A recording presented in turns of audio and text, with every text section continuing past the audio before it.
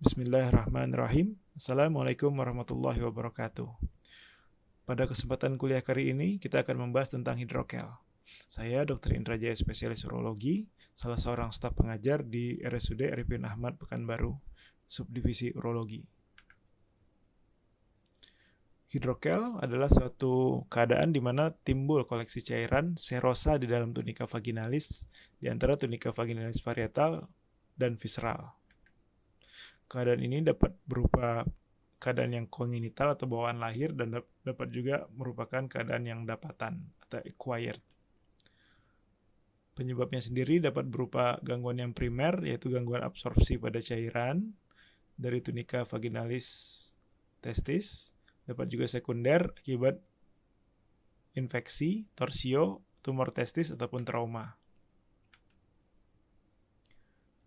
Hidrokel dapat dibagi berdasarkan hubungan antara organ peritoneum.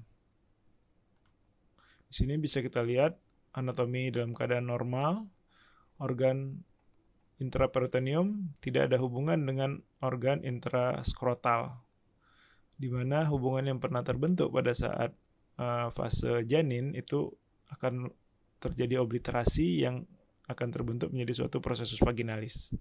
Pada inguinal hernia, jalur ini persisten atau menetap, di mana jalurnya besar sehingga memungkinkan isi intraperitoneum untuk masuk ke dalam kantong skrotum atau ke tunika vaginalis daripada testis.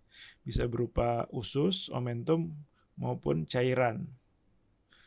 Pada hidrokel communicans itu cairan yang bisa masuk ke dalam tunika vaginalis karena ukuran salurannya kecil. Sementara pada yang non-communicans atau ini adalah hidrokel yang paling sering ditemukan atau primary hydrocele, itu cairan murni hanya berada pada tunika vaginalis, tidak ada hubungan dengan rongga peritoneum. Bisa juga ditemukan dalam bentuk hidrokel of the cord, yaitu hidrokel yang terjadi hanya pada proses vaginalis.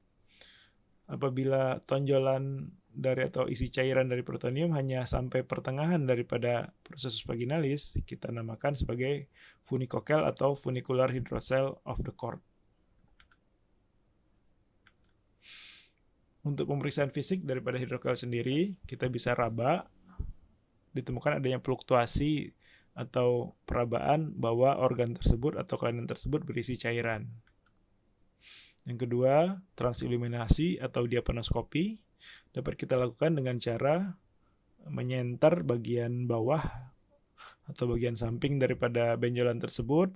Kemudian kita lihat apakah ada cairan organ kelainan tersebut berpendar atau tidak. Bila berpendar, kita bisa nilai ini adalah suatu hidrokel yang berisi cairan bening. Adapun pemeriksaan penunjang bisa dilakukan ultrasonografi kalau kita ragu. Sebetulnya untuk diagnostik, apabila kita sudah yakin dari pemeriksaan fisik, kita tidak memerlukan pemeriksaan ultrasonografi. Dari pemeriksaan ultrasonografi kita bisa lihat adanya cairan yang berada di dalam tunika vaginalis daripada skrotum.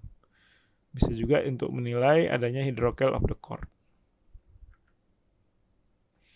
Adapun tata laksana yang bisa kita kerjakan pada pasien-pasien dengan hidrokel, yang pertama, teknik pembedahan plikasi atau dengan LORD prosedur.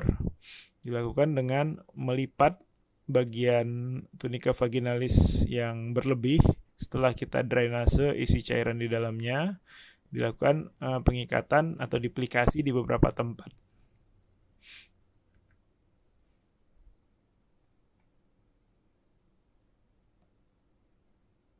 Teknik kedua dengan teknik eversi atau jabulai teknik, dengan cara membuka kantong tunika vaginalis, membuang cairannya, kemudian dibalik, dilakukan eversi, kemudian dijahitkan ke bagian belakang.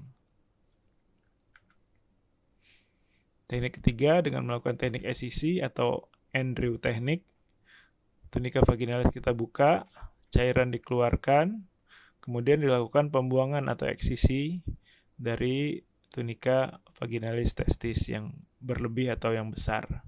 Teknik ini kekurangannya akan banyak terjadi perdarahan, kemudian pasca operasi biasanya timbul edema atau bengkak pada testis. Itu yang bisa saya sampaikan untuk hidrokel. Apabila ada yang ditanyakan, dipersilakan, akan coba saya jawab semampu saya. Terima kasih atas perhatiannya.